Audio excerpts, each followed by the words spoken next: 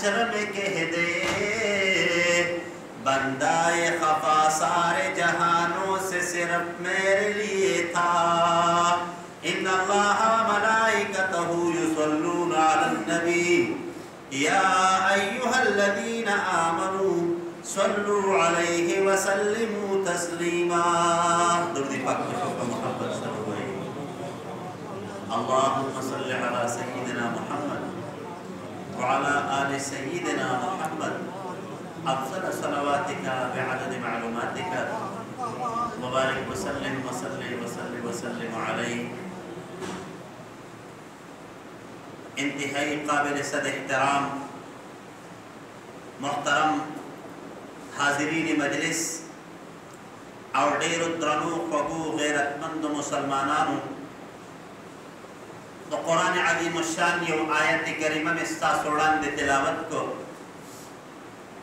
मुहतरम इंसान चे अल्लाह पदी दुनिया के पैदा कर दे मगर दुनिया दा जिंदगी दा आरजी और पानी जिंदगी दा पदी दुनिया की हर यो इंसान ची दी दुनिया तनागले दे नो कदना अल्लाह ताला ढेर जिंदगी वर्कड़ी खुदा का यौ नया औरत बद दे इंसान दे जवन इख्तिताम कीगी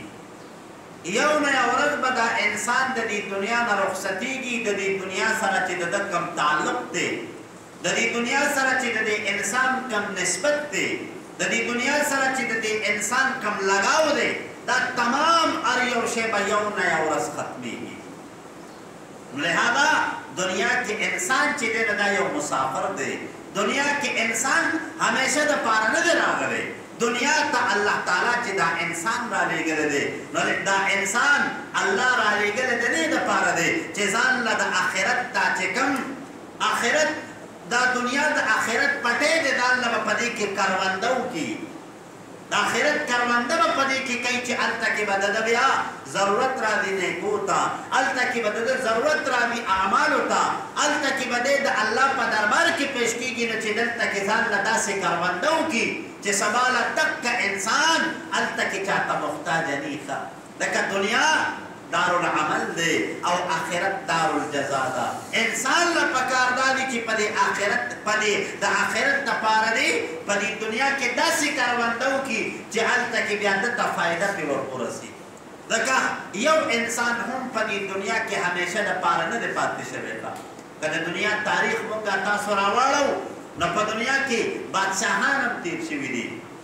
प दुनिया के बदमाशान तीर शिविदी प दुनिया के ताकतवर खलक तीर शिविदी आलिमान सालिहान अंबिया औलिया दा तमाम पकी तीर शिविदी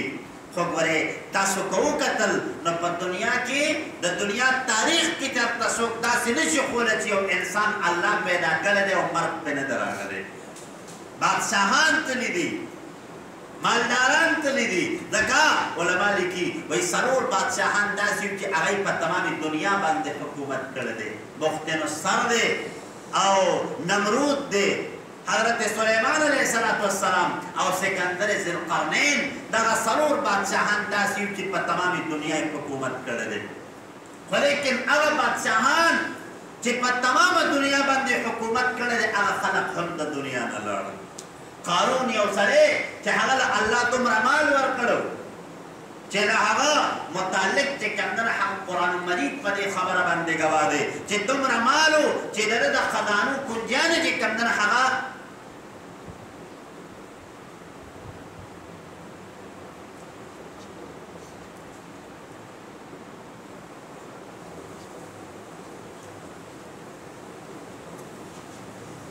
दरद खजानु कुंजाने जे कंदर हा किताबों ने लिखी वही चिपा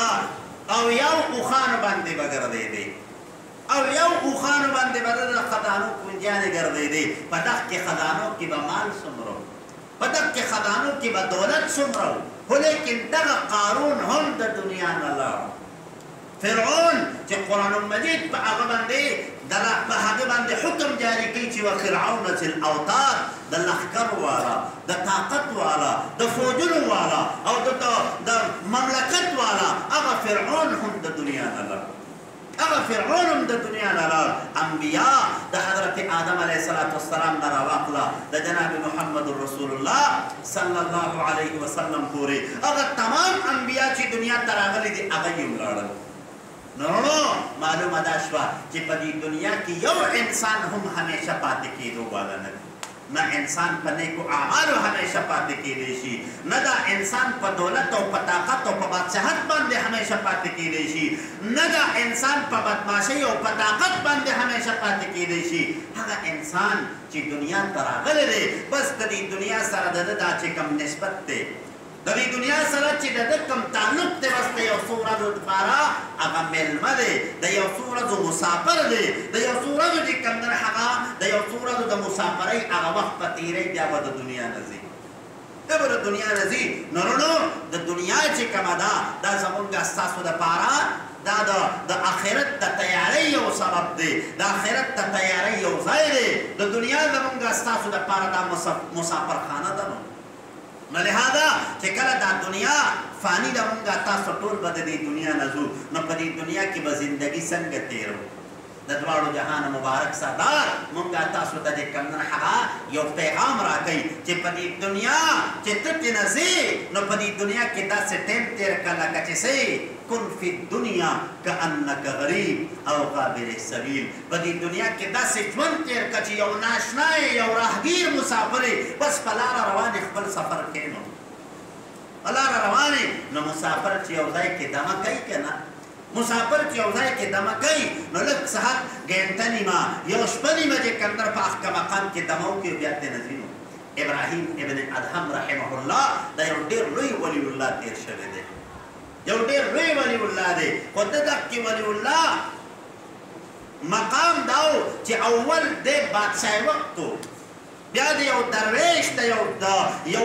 یو نیک انسان هغه وسواس او نصیحت په دومره اثر وکړو چې د هغه بادشاهت هر څه پرېښودل. یو ځلې ابراهیم ابن ادهم رحمه الله په خپل دربار کې ناست دی،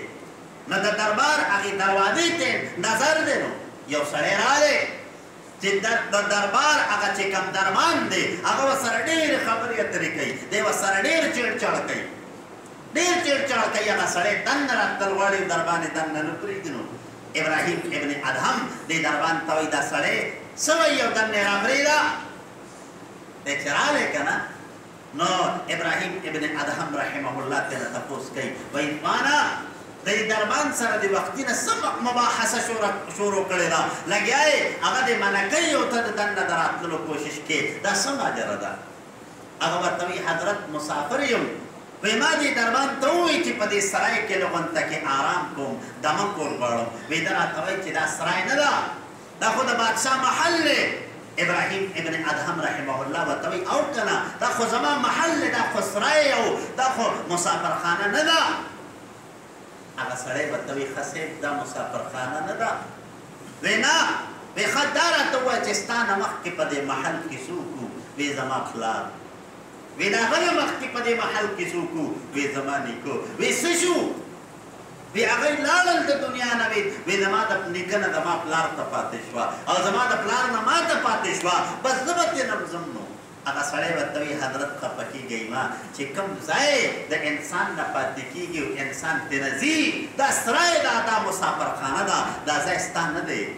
نن ستا دی سبا به د بل وي، بله ورځ به د بل وي. هغه په دې دنیا باندې په دې محل باندې په دغه څیزونو باندې چې کوم دی هغه نادېږئ مه.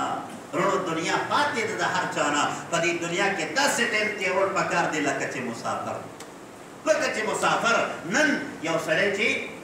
په سفر باندې دي نو بس دا اکثر زمونږ دا مسافرونه په کلونو چې کوم دی هغه په دوبۍ کې په سعودي عرب کې په یو ځای په بل ځای کې مسافرۍ کوي. خو څه وایي؟ وایي خپل وطن ته چې کوم دی هغه که هلته هغوی ته هر قسم سهولت موجود وي، که هلته هغوی ته هر څه موجود وي، خو د خپل وطن ته واپسې راتلل چې کوم دی هغه د هر انسان په زړه کې آرزو وي، تمنا وي، هر سړی ورته واپس راځي. هغه د خپل کلي د خپل وطن هغه خړې لارې کوڅې هغې سره یې وینئ، هغه سهولیت هر څه هېڅ سره یې نه لګي، وایي خپل وطن مې په کار وکړه. رونو ولې مونږ تاسو هم مسافر یو، دا چې څه مونږه تاسو وینو دا چې څه مونږه تاسو سره دي دا هر څه به یو نه یو ورځ زمونږه ستاسو نه ختمېږي. علما لیکي د دنیا دا چې څه دي دا تخیلات دي، دا تخیل دی، دا صرف تصور دی د مونږه ستاسو. افلاطون دا یو سړی تېر شوی د مشهور فلسفي دی، مشهور فلسفي دی. یو ځلې د بادشاه دربار ته رالی، نو بادشاه ورته چې کوم نه هغه واعظ او نصیحت کوي چې ته حضرت دومره لوی فلسفي، دومره لوی حکیمي، دومره لوی دانشوري، ته په دې ځنګل کې څه کوې؟ راځه زما په دربار کې زما قرب او نزدېکت ته درکړو. زما په دربار کې به ناست دی، شاهي تاج دی، شاهي محل دی، شاهي خوراکونه دي، شاهي لباس به درته میلاویږي، ته دلته څه کوې؟ افلاطون متوي حضرت بس زما په دې ځنګل کې په دې صحرا کې چې کوم سکون ماته دی هغه سکون ماته بل نشته. وی دې بادشاه ورپورې مزاق یې وکړې چې دا مړه په ځنګل کې په دې سړه روټۍ کې به څه سکون وي، په دې کې به څه سکون وي. افلاطون دا خبره چې واورېده که نه نو لږ ساعت خاموشه شو. بیا دې بادشاه ته وی حضرت زما یو درخواست دی هغه به قبلوي. د بادشاه ورته وایي څه درخواست دی؟ وایي زه غواړم چې زه ستاسو ته مېلمستیا وکړم، تاسو ته مېلمستیا وکړم، خو ته ستا وزیران او ستا د کابینټ چې څومره خلق دي دا تمام به زما مېلمانه. بادشاه حیران دی چې یو په ځنګل کې په یو زړه جونګړه کې اوسېدونکی انسان هغه د بادشاه مېلمستیا به څنګه وکړي؟ بیا د وزیرانو د هغه د مشیرانو او د هغه د کابینې تمامو خلقو له به مېلمستیا څنګه کوي؟ خو چونکې د افلاطون مجبوره کړو ورته روټۍ ته دعوت ته ورته غاړه کېښوده چې په پلانکۍ ورځ باندې به زموږ دعوت دي. چې کله هغه ټایم رانږدې کېږي نو بادشاه ذهن کې دا دی چې د افلاطون خو یو فقیر سړی دی، ده یوړې خبره وکړه او بس خبره ختمه شوه، خبره وکړه خبره ختمه شوه. نو ځان سره چې هغه ورځ راله که نه نو بادشاه دې وزیرانو ته وي ځان له د خپل خوراک انتظام وي د خپل کور نه وکړي. ځکه وي افلاطون یو درویش سړی دی، بیا به د مونږ ستاسو مېلمستیا ونه کړی شي، ځان سره د خپل خوراک سامان نه واخلئ. چې کله ماښام شي که نه او دی به د افلاطون مېلمستیا لري چې را روان دي نو چې هغه ځنګل خوا نه راورسېدل چې ګوري چار چاپېره چې کوم نه هغه قمقمې لګېدلې دي، محلات دي، زبردست قالینونه خواره دي، چار چاپېره چې کوم نه هغه هیرې جواهرات او ملغلرې لګېدلې دي. بادشاه چې وکتل چې یاره دا سړی په دې دومره لږ وخت کې ده دا دومره ډېر کار څنګه وکړو؟ د ځنګل هغه نقشه یې په یو عالیشان ښار باندې څنګه بدله کړه؟ چې کله دی ورنږدې شو که نه یو ښه کافي جمع غفیر خلق د دی استقبال ته ولاړ دي.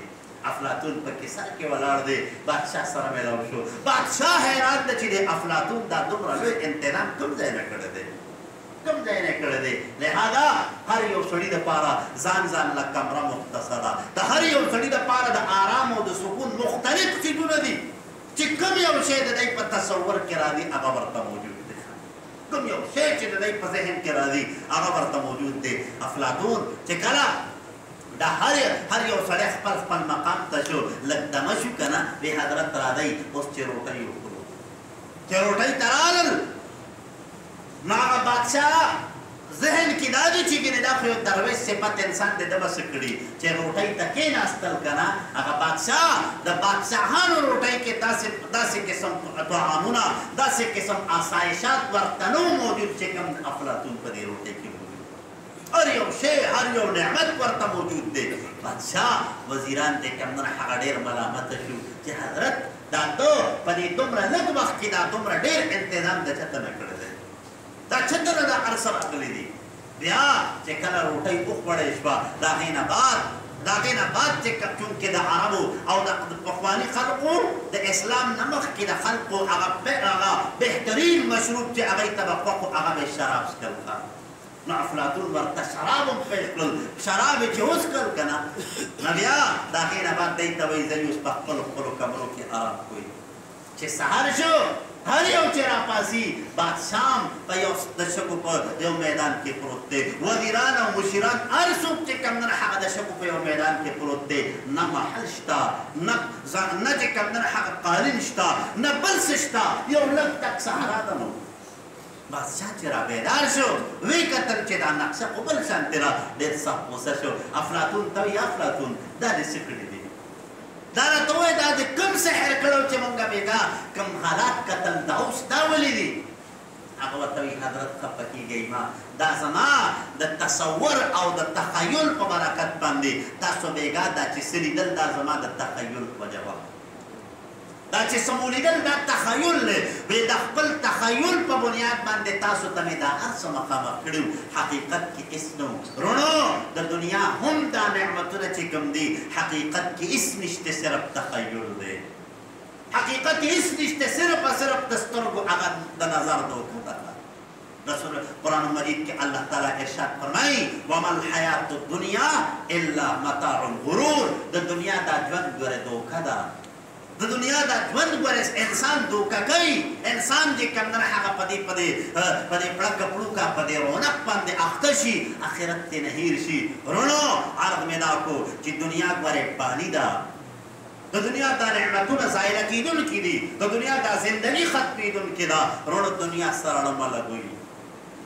دنیا سره نه لګوي د خپل آخرت غم وکوي د خپل قبر غم وکوي د الله ته د مخامخ د ودرېدو غم وکوي د حساب کتاب ځان سره فکر پیدا کوي چې د الله په هغې لوی عدالت کې به پیش کېږم حساب کتاب به راسره کوي نو لهذا چې د دنیا دا یو لحظه زمونږ ستاسو نه فضل لاړه نه شي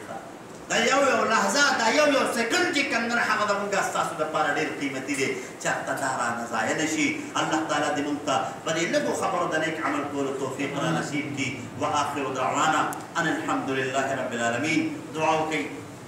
مولای کریم دا کومې صحیح خبرې چې ما وکړې اول پرې ماته بیا ټول مسلمانانو د عمل کولو توفیق نصیب کړه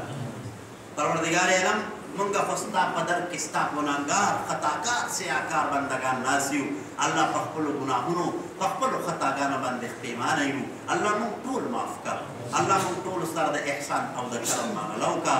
مولای کریم مونږ ته په خپلو ټولو ګناهونو د توبې د ژړا د استغفار او د ندامت توفیق را نصیب کړه الہ العالمین مونږ ټول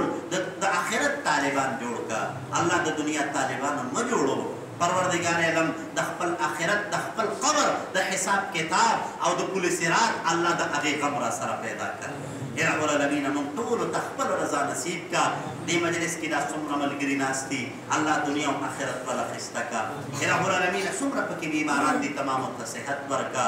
بې اولادو ته اولاد ورکا الله څومره ملګري پکې راغلي دي الله ضروریات وي مشکلات وي پریشانۍ وي هغه والا د خپلو غیبو خزانو برابر کا الله مونږ ټولو سره د احسان او د کرم معامله وکړه اللهم صل على سيدنا ومولانا محمد وعلى آل سيدنا ومولانا محمد وبارك وسلم ربنا تقبل منا إنك أنت السميع العليم وتب علينا إنك أنت التواب الرحيم برحمتك يا أرحم الراحمين.